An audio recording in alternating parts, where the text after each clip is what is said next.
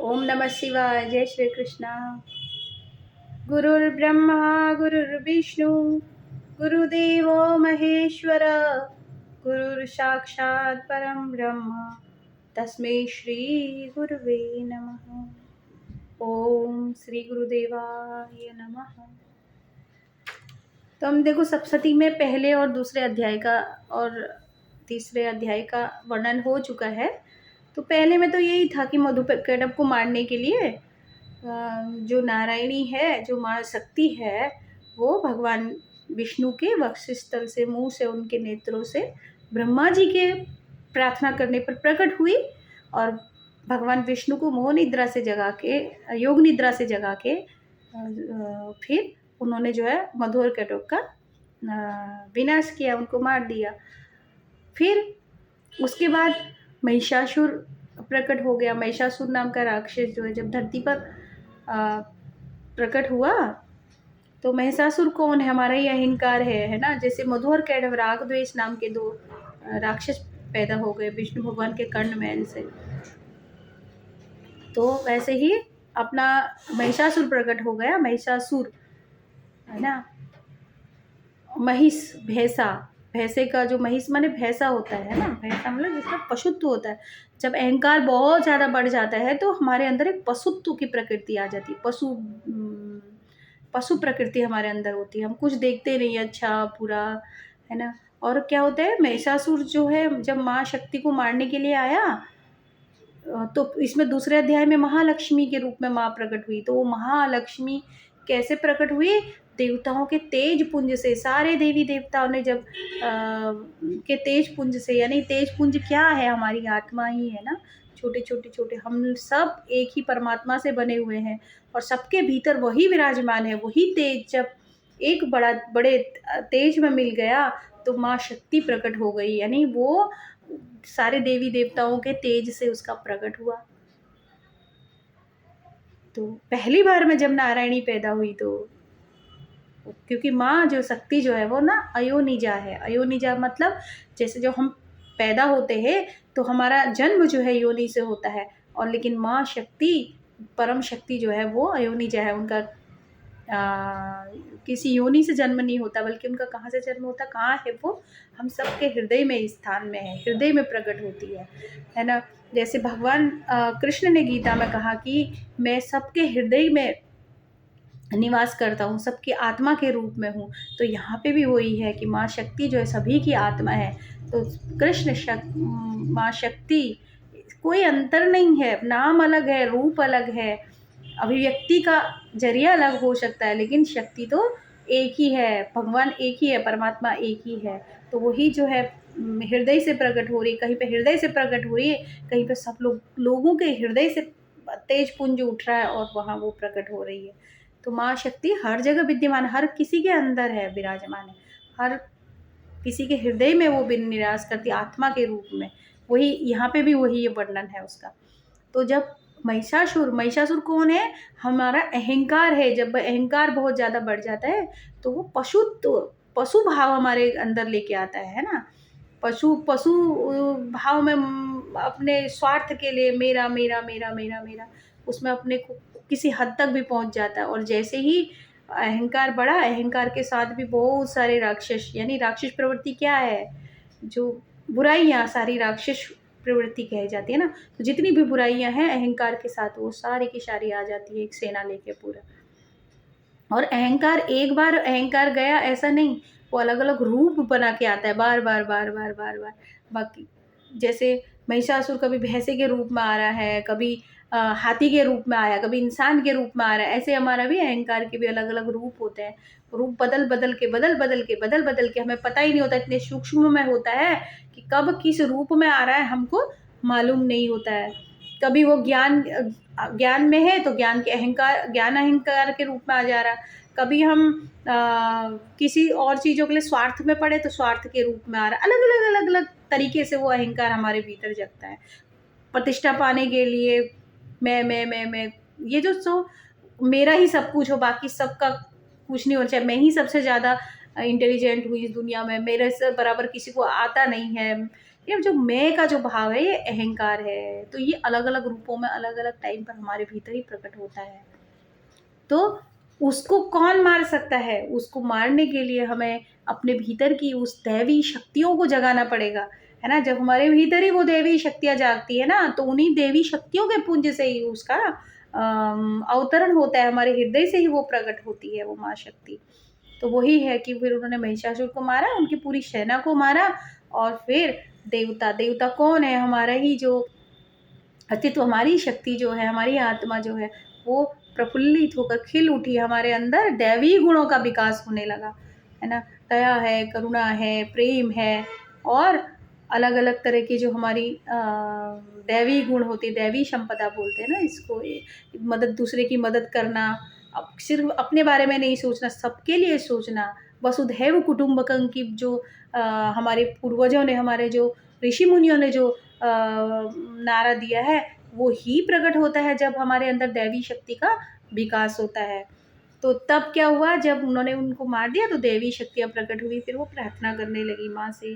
तो पहले तो हम माँ का ध्यान करेंगे, उसके बाद फिर आगे की कहानी पढ़ेंगे।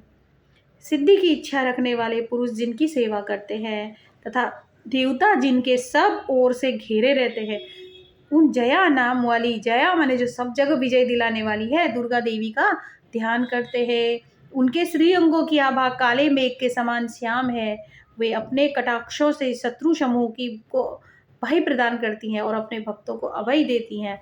उनके मस्तक पर आबद्ध चंद्रमा की रेखा शोभा पाती है। वे अपने हाथों में शंख, चक्र, कृपाण और त्रिशूल धारण करती है। उनके 3 नेत्र हैं और वे सिंह के कंधे पर चढ़ी हुई है। शक्ति का अवतार है, 3 नेत्र। हमारे तो 2 नेत्र होते हैं ना, उनके पास तीसरा नेत्र, सूक्ष्म नेत्र जिसको बोलते हैं, वो सब जानती हैं, सब पता है उन्हें, सृष्टि की एक एक कण कण का पता उसको होता है, वही उसका 3 नेत्र है। सिंह के कंधे पर चढ़ी हुई और अपने तेज से तीनों लोगों को परिपूर्ण कर रही है। तब ऋषि कहते हैं, जब महिषासुर को माँ ने मारा तो तब अत्यंत पराक्रमी दुरात्मा महिषासुर तथा उसकी दैत्य सेना के देवी के हाथ से मारे जाने पर इंद्र आदि देवता प्रणाम के लिए गर्दन तथा कंधे झुकाकर उन भगवती दुर्गा का उत्तम वचनों द्वारा स्तवन करने लगे। तब माँ की प्रार्थना करने लगे इंद्र देवता, सारे देवता मिलकर। उस समय उनके सुंदर अंगों में अत्यंत हर्ष के कारण रोमांच आ गया था। जब हम प्रार्थना करते हैं ना कृतज्ञता के भाव से कि माँ तूने सारे अशुद्धता का नाश कर दिया, मुझ में दिव्यता भर दी है, मेरे अंदर दिव्य भाव प्रकट हुआ, तो तब पूरा शरीर और हमारा मन पूरा रोमांचित हो उठता है। तो देवता बोले, संपूर्ण देवताओं की शक्ति का समुदाय ही जिनका स्वरूप है। अभी बोला ना, जितने भी देवी देवता है सबकी शक्ति है उनके अंदर, सबका तेज है वो माँ के अंदर, उनका वही स्वरूप है, वो सब में विराजमान है। कहने का मतलब क्या है कि देवताओं ने अपनी अपनी शक्ति दी तो माँ को प्रकट किया। कहने का मतलब ये सबके भीतर वो प्रकट है, सबके भीतर विराजमान है वो, है ना, सबके हृदय में निवास करती है। उसको आत्मा, हमारी आत्मा ही वो परमेश्वरी है, वही हमारी शक्ति है और वही हमारा ईश्वर भी है वो। तो उसके बाद देखो, तब समस्त देवता ने कहा कि जगदम्बा को भक्तिपूर्वक नमस्कार करते हैं, वे हम सब लोगों का कल्याण करें। माँ हम सबका कल्याण करे। जिनके अनुपम प्रभाव और बल का वर्णन करने में भगवान शेषनाग, ब्रह्मा जी तथा महादेव भी समर्थ नहीं है। वे भगवती चंडिका संपूर्ण जगत का पालन एवं अशुभ भय का नाश करने का विचार करें। जो पुण्यात्माओं के घरों में स्वयं ही लक्ष्मी रूप से, पापियों के घर में दरिद्रता के रूप में होता ही है ना, सबके घर में हर रूप में है। ये वही चीज़ है। जब भगवान ने क्या कहा कि तुम जो मुझे, गीता में भगवान ने, कृष्ण ने कहा कि जो मुझे जिस रूप से भजता है मैं उस रूप में ही उसके पास रहता हूँ। कहते जाकी रही भावना जैसी, प्रभु मूरत देखी तीन तैसी। भगवान की भी, जिसके मन में जैसा भाव होता है उसको भगवान की छवि भी उसी तरह से दिखाई देती है। यानी हमारा भाव बहुत महत्वपूर्ण है, अपने भाव को शुद्ध रखना। तो माँ कह रही है कि हर जगह पे जो जिस तरह का व्यवहार होता है, जिसके जो कर्म होते हैं, वहाँ उस रूप में माँ प्रकट होती है। तो जो भक्त होते हैं, जो पुण्य आत्माएं होती हैं, जिन्होंने पुण्य कर्म किए होते हैं, उनके घर में माँ लक्ष्मी के रूप में विराजमान होती है। और जो पाप कर्म होते हैं उनके यहाँ दरिद्रता के रूप में भी वही है।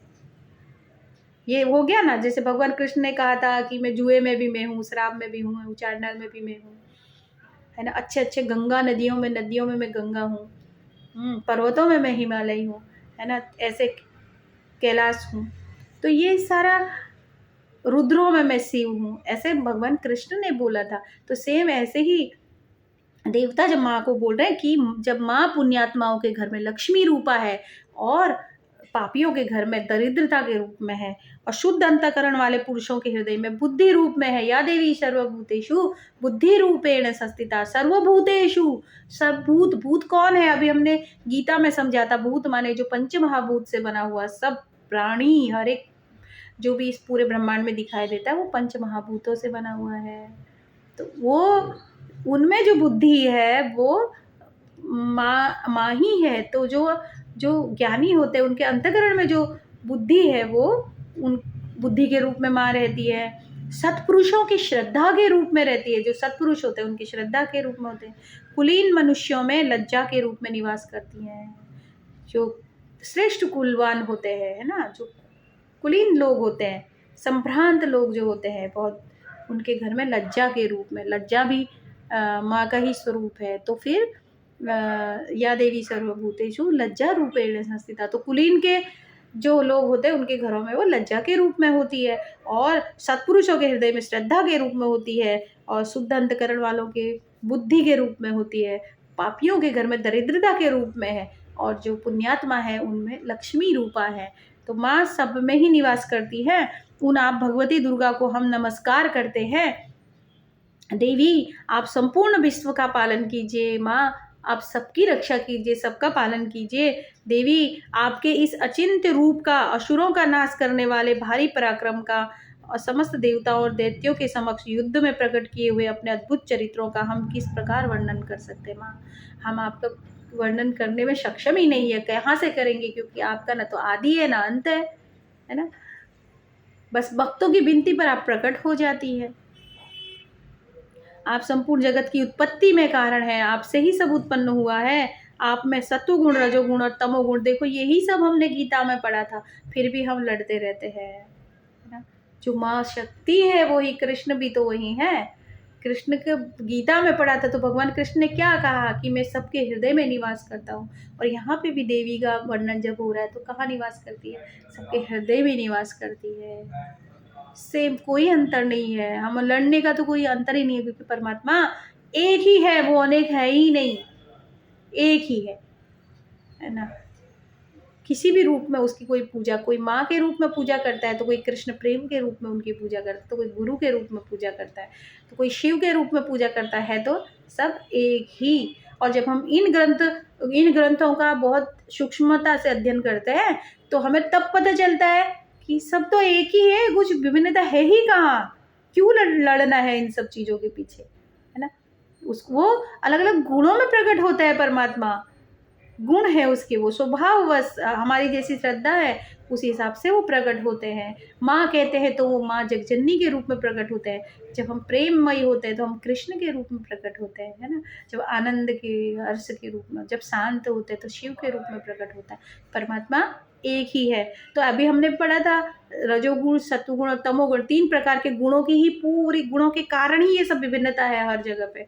तो और इन तीनों गुणों के गुण मौजूद है तो भी दोषों के साथ आपका संसर्ग नहीं जान पड़ता। हाँ, ये आप में तीनों गुण है। अब गीता में भी ऐसा कहा था ना कि तीनों गुण मुझ में है, लेकिन मैं इन तीनों गुणों से प्रभावित नहीं होता। तो ऐसी माँ शक्ति का भी है, तीनों गुण आप में है माँ, तमोगुण, रजोगुण और सत्वगुण सब आपका बनाया हुआ है, लेकिन आप फिर भी उससे अलग हो, है ना। आप अलग हो उससे, आपके भीतर सब है पर फिर आप उससे अलग हो। भगवान विष्णु और महादेव जी आदि देवता भी आपका पार नहीं पाते, आप ही सबका आश्रय है, यह समस्त जगत आपका अंशभूत है। भगवान कृष्ण ने कहा था कि ये सारा संसार मेरा ही अंश है ना। मणिका जिम डोर धारे तिम सब जग मोरे सहारे, मम जीव अंश है सारा, सुन अर्जुन बचन हमारा। है अर्जुन सुनो, ये पूरा जीव जो है ना ऐसा ही है जैसे धागा, मैं वो धागा हूँ जिसमें सारी मोतियां पिरो गई हैं, है ना। मणिका जिम डोर आधारे, सारी मोतियों का आधार कौन है? डोर है उसके बीच की। ये पूरा संसार मुझ में गुदा हुआ है, मेरा ही अंश है। तो सेम यहाँ पे भी तो वही है कि कहते हैं कि यह समस्त जगत आपका अंशभूत है, आपसे ही बना हुआ है, क्योंकि आप सबके आदिभूत अव्याकृता परा प्रकृति है। परा और अपरा दो प्रकृति के भगवान कृष्ण ने भी यही वर्णन किया था ना, परा प्रकृति और अपरा प्रकृति। अर्जुन, जो अपरा जो ये पूरा दिख रहा है और परा जो इसको चलाने वाला है, इन दोनों से मिलकर ही यह पूरी सृष्टि बनी हुई है। देवी, संपूर्ण यज्ञों में जिसके उच्चारण से सब देवता तृप्ति लाभ करते हैं, वह स्वाहा भी आप ही हैं।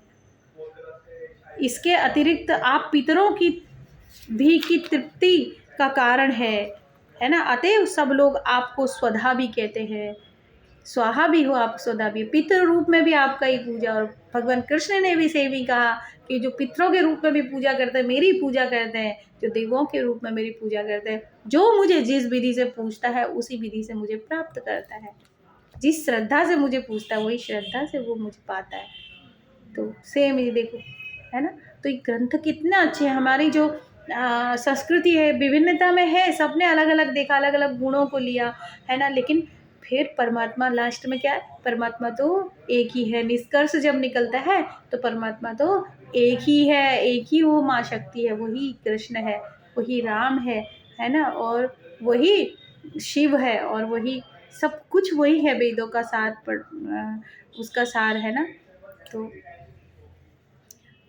है देवी जो मोक्ष की प्राप्ति का साधन है, अचिंत्य महाव्रत स्वरूपा है, समस्त दोषों से रहित जितेंद्रीय तत्व को ही सार वस्तु मानने वाले तथा मोक्ष की अभिलाषा रखने वाले मुनिजन जिनका अभ्यास करते हैं, तत्व को जो मुझे अर्जुन जो मुझे तत्व से जानता है वो मुझ में ही रमण करता है, मुझे ही प्राप्त होता है ना।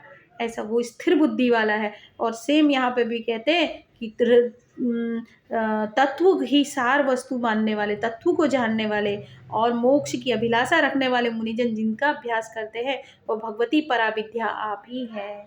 आप शब्द स्वरूपा है, जो शब्द निकलता वो आप है। अत्यंत निर्मल ऋग्वेद, यजुर्वेद और उद्गीत के मनोहर पदों के पाठ से युक्त सामवेद का आधार भी आप ही हैं। क्या कहा है भगवान कृष्ण ने? वेदों में मैं सामवेद हूँ, और इसमें माँ क्या कह रही है? नहीं, देवता क्या कह रहे माँ को कि उद्गीत के मनोहर पदों के पाठ से युक्त सामवेद भी आधार आप ही है, सामवेद का आधार आप ही है।